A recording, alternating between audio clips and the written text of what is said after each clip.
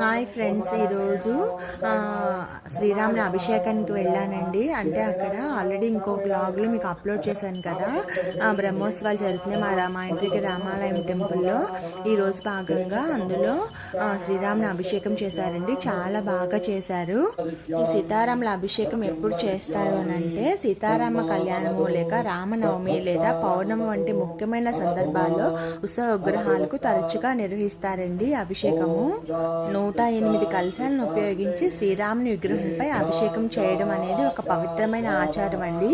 ఈ ఆచారంలో తరచుగా ఇతర శుభ్రమైన వస్తువులతో కలిపి పవిత్ర జలాన్ని విగ్రహంపై పోసి దైవ ఆశీస్సులు పొందుతారండి. వేద సంప్రదాయాల్లో 108 అత్యంత శుభప్రదమైనది ఈ సంఖ్య అండి.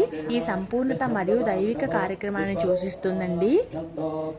108 కలశాలను స్వచ్ఛమైన నీటితో నింపుతారండి మరియు వేద మంత్రాల ద్వారా పవిత్రతను ఆహ్వానం చేస్తారండి.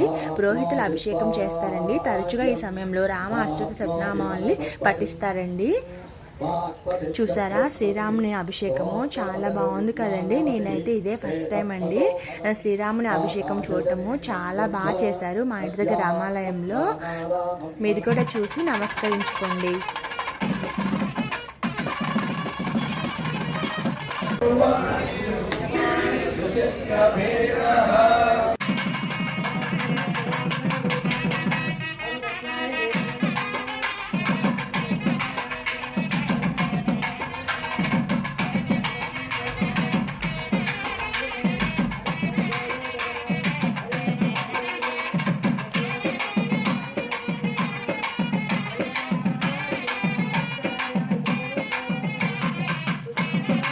ఈ వీడియో కనుక మీకు నచ్చినట్లయితే please subscribe to Srinika vlogs.